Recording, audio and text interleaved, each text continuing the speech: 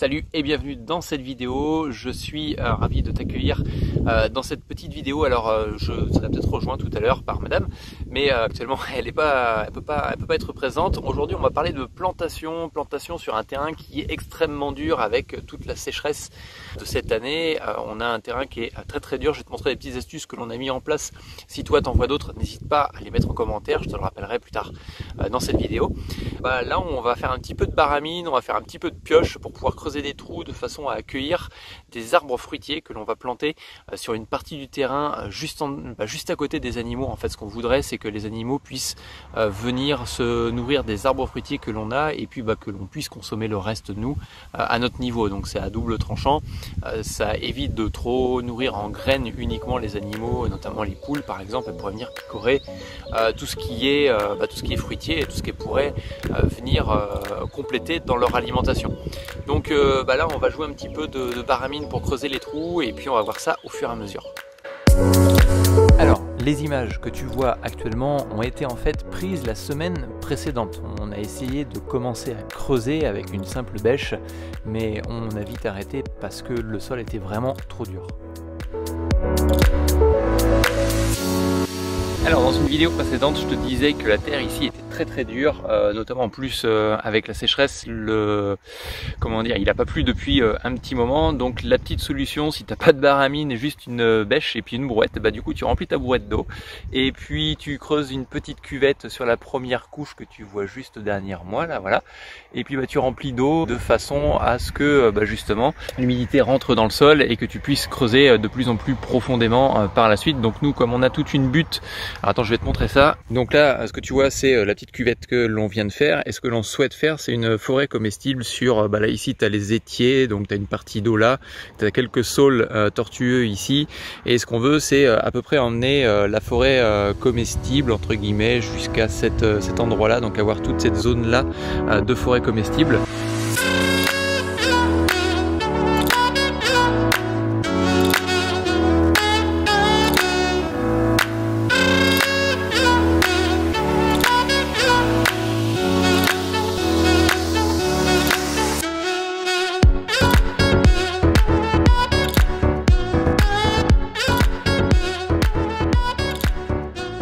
Mais voilà, dimanche dernier, ce que l'on a fait, c'est qu'on a mis des brouettes d'eau. On a mis à peu près 3 par trou. Donc il y a ce premier trou là, et puis il y en a 2 autres qui vont être là-bas là pour les 2 arbres fruitiers. Et donc du coup ces 2 brouettes d'eau plus une autre brouette d'eau le lundi soir, et on a remis une brouette d'eau ce matin de façon à pouvoir justement rendre le sol un petit peu plus meuble et un petit peu plus creusable que ce qu'il était la semaine dernière. Au final c'est pas une si mauvaise technique tout du moins, puisque c'est vachement plus facile.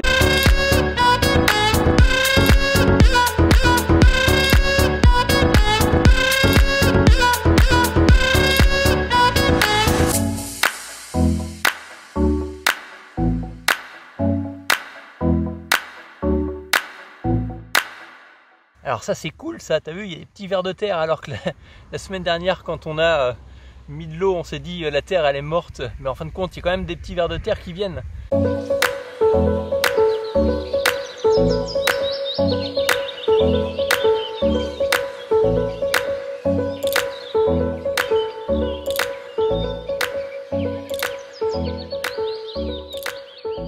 Alors pour te dire à quel point au final il fait sec chez nous, alors pourtant on n'est pas dans le sud de la France, on n'est pas dans un pays qui en temps normal devrait avoir une grosse période de sécheresse, mais là actuellement on est sur la pointe de notre étang, et ce que tu vois en face, donc là ici tu vois sur cette partie là tu vois tout ça c'est sec, alors que quand on est arrivé il y a un mois il y avait de l'eau, et du coup sur toutes les parties du bassin tu vas te retrouver avec quasiment plus d'eau.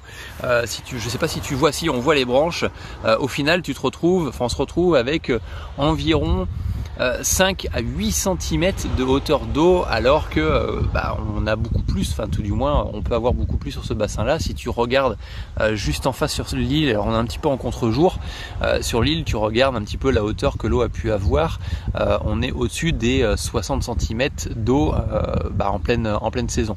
Donc même si on est dans des marais où effectivement l'eau vient s'évacuer au fur et à mesure de l'année, là on se retrouve sur une période où il y a vraiment pas beaucoup d'eau sur ce bassin.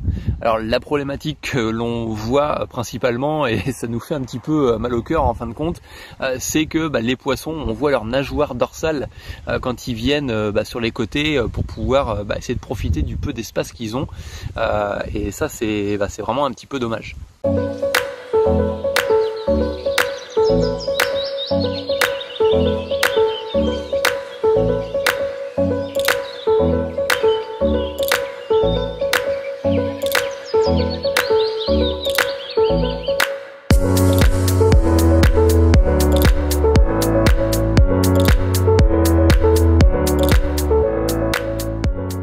Alors tu vois là, il n'y a même pas une semaine de ça, il y avait encore de l'eau ici, toute cette partie que tu vois actuellement, il y avait encore plein d'eau. Alors je sais pas si on va les voir, les petits poissons, alors ça grouille de partout, là je l'entends, mais concrètement on va essayer de se caler ici, et je sais pas si tu vas bien les voir.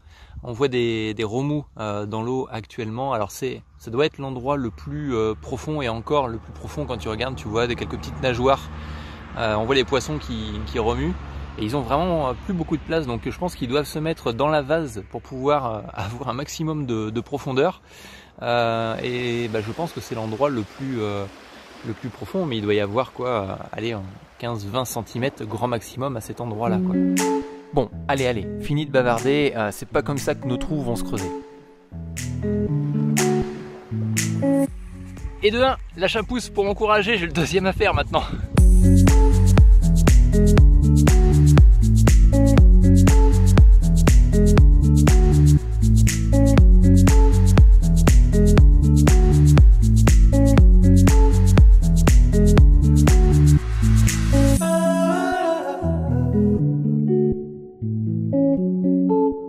Et voilà, le deuxième est fait, donc si tu as lâché un like sur le premier, éventuellement tu peux t'abonner maintenant. Allez, au troisième. Bon, pour le troisième, je t'avouerai que j'en avais un petit peu marre, il faisait 30 degrés le samedi où j'ai fait les trous, et il était temps vraiment que ça se termine en fait.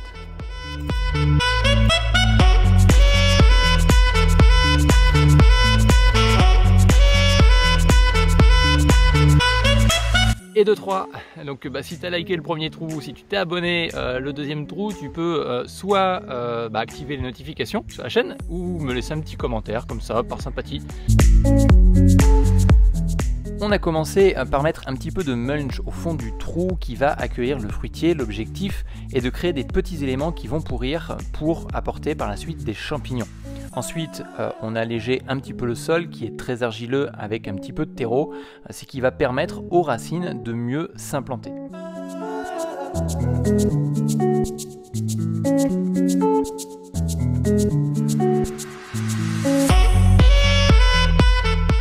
Allez, encore un petit peu d'eau, comme les végétaux ont bien été arrosés, ça va éviter de leur faire un trop gros choc. Ensuite, on arrache quelques racines pour éviter que celles-ci ne continuent à tourner en rond. Et la petite astuce, c'est de prendre un manche de pelle ou une barre à mine pour la poser au ras de la motte, de façon à ce que celle-ci soit de niveau par rapport au sol fini.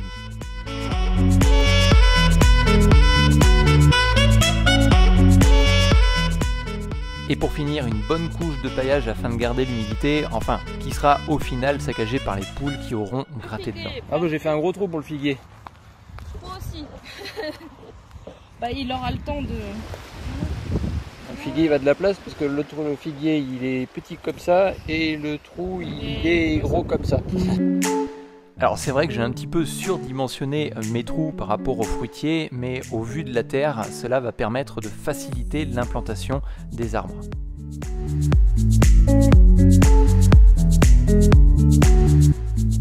Alors là, me demande pas ce que fait mon fils, peut-être une nouvelle danse indienne pour faire tomber la pluie, je sais pas. Voilà, c'est fini pour cette vidéo. N'hésite pas à liker la vidéo si tu l'as appréciée ou même laisser des commentaires, nous donner nous faire des recommandations. Ça serait plutôt cool, comme ça du coup ça permet de partager et de se créer une base de connaissances en fin de compte dans le domaine de la permaculture et du jardinage, on va dire bio entre guillemets, même si je n'aime pas trop ce terme, je t'en parlerai certainement dans d'autres vidéos. Et puis sur ce, je te dis à la semaine prochaine, ciao bye.